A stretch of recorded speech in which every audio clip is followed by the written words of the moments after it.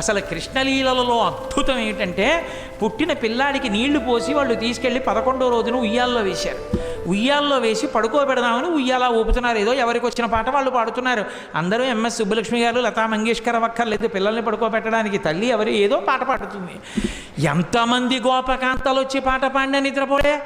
అందున ఉయ్యాల ఊపి పడుకోబెట్టేటప్పుడు పిల్లాడు పడుకోవట్లేదంటే పిల్లాడు కనపడుతూ ఉండగా కాకుండా ఇలా ఉయ్యాల దగ్గరికి చేసి పడుకుని ఇలా ఇలా ఇలా ఇలా ఇలా అని పాట పాడి పడుకుని ఉంటాడు. అందుకని పాపం ఎంతో ఇదిగా ఇలా విప్పి చూస్తే గుడ్లు 2 ఇలా పెట్టుకు చూస్తున్నాడు.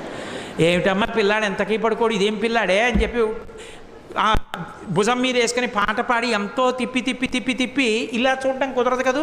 పడుకున్నాడా అంటే ఏం పడుకున్నాడు, గుడ్లు వేసుకు చూస్తున్నాడు. ఏం చేసినా పడుకోడు. ఇదెక్కడ పిల్లాడని ఆఖరికి యశోదాదేవి వచ్చి తల్లికి ఆఖరికి పెద్ద బ్రహ్మాస్త్రం ఏంటంటే బోర్లా పడుకోబెట్టేసి వీపు మీద ఇలా ఇలా ఇలా ఇలా కొట్టేస్తుంది. ఆ తొడ ఊపుతోను కొడుతోంది.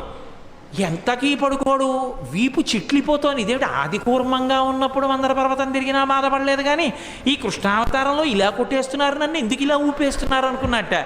లోకములు నిదురపోవగత నిదురుంపని సుభగుడు రమణులు జోకొట్టిపాడ నిదురం గైకొను క్రియ నూరకుండె కనుతెరవకయున్నన్నారు పోతన గారు.